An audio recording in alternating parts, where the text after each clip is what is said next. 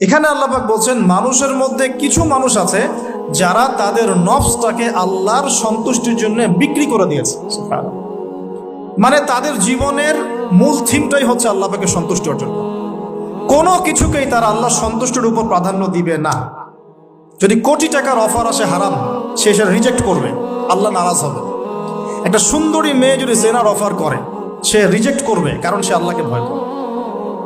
সে আল্লাহ পাকের জমিনের উপরে গায়রুল্লাহ বা কুফফারদের তাগুতদের কোনো লস ইমপ্লিমেন্ট করতে পারবে না, কারণ সে আল্লাহকে ভয় করে।